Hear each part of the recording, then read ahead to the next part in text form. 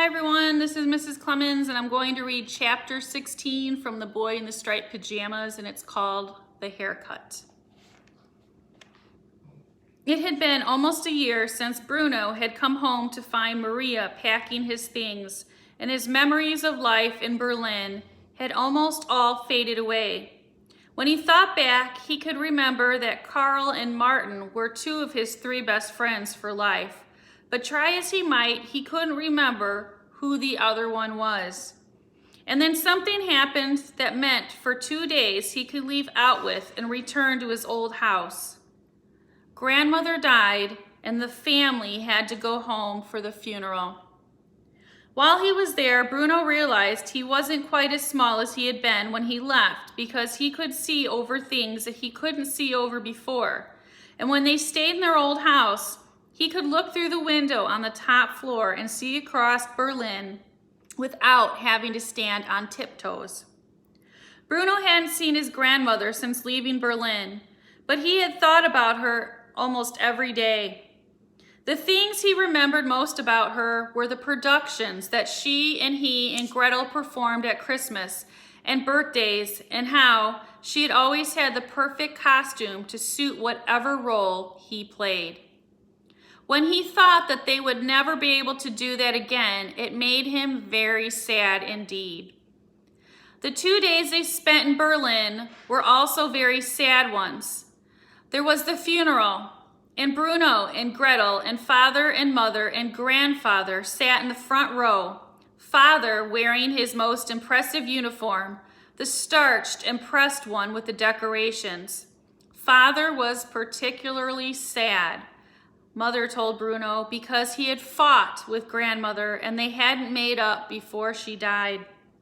There were a lot of wreaths delivered to the church, and Father was proud of the fact that one of them was sent by the Fury.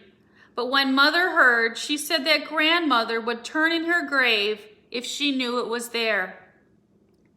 Bruno felt almost glad when they returned to Outwith. The house there had become his home now, and he'd stopped worrying about the fact that it had only had 3 floors rather than 5. And it didn't bother him so much that the soldiers came and went as if they owned the place. It slowly dawned on him that things weren't too bad there after all, especially since he had met Schmal.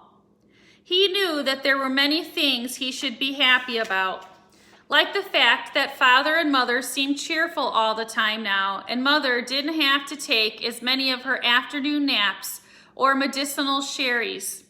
And Gretel was going through a phase, Mother's words, and tended to keep out of his way.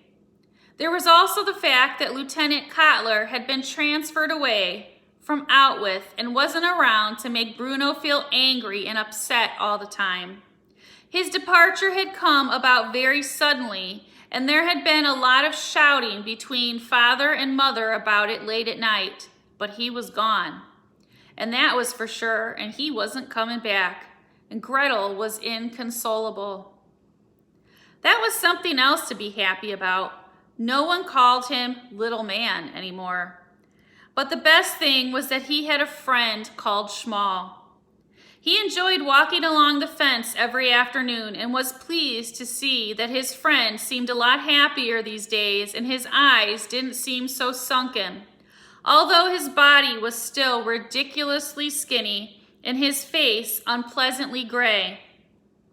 One day, while sitting opposite him at their usual place, Bruno remarked, "This is the strangest friendship I've ever had."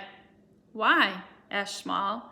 "Because every other boy I've been friends with has had someone that I've been able to play with," he replied, "and we never get to play together. All we do is sit here and talk." "I like sitting here and talking," said Schmal.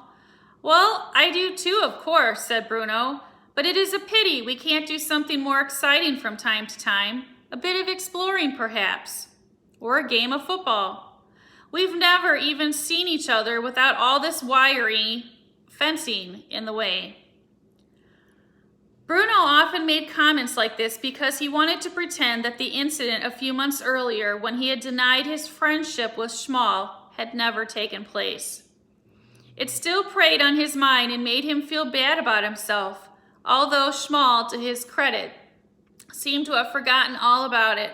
Maybe someday we will, said Schmal, if they ever let us out.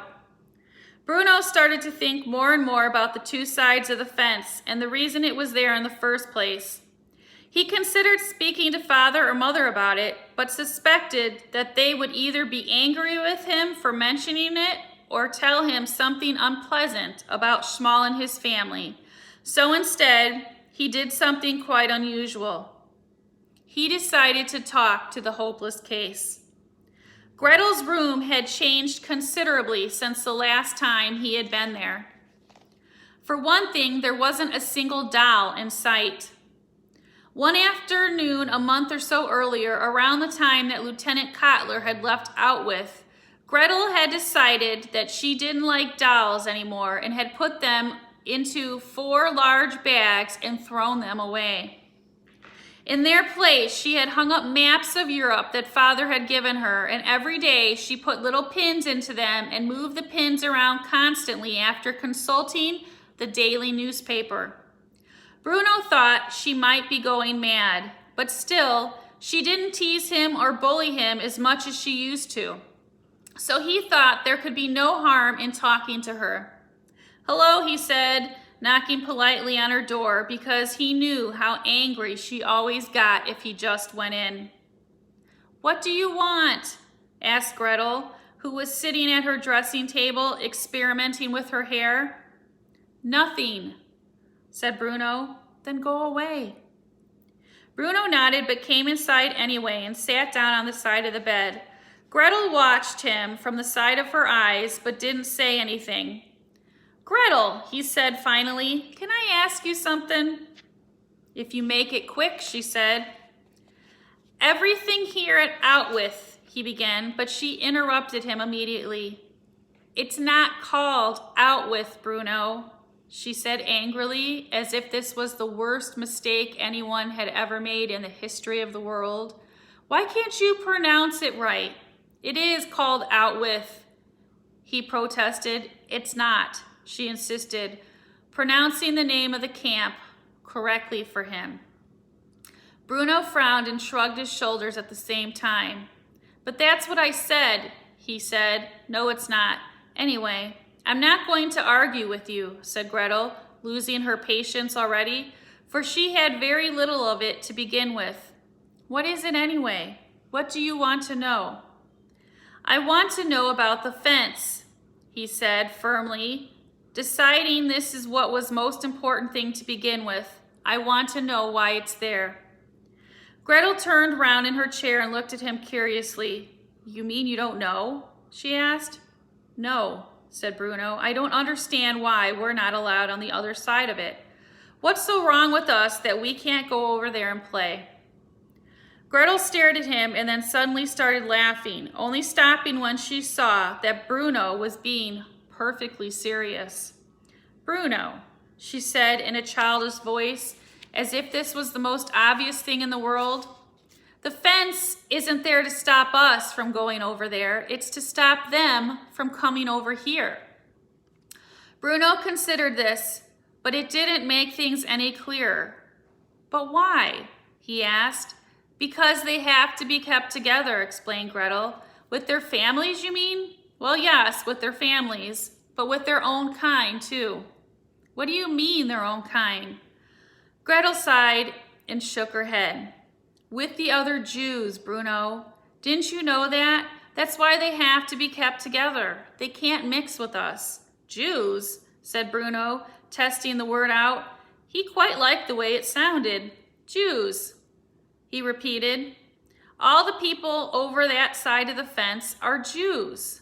"Yes, that's right," said Gretel. "Are we Jews?" Gretel opened her mouth wide as if she had been slapped in the face. "No, Bruno," she said. "No, we most certainly are not, and you shouldn't even say something like that." "But why not? What are we then?" began Gretel.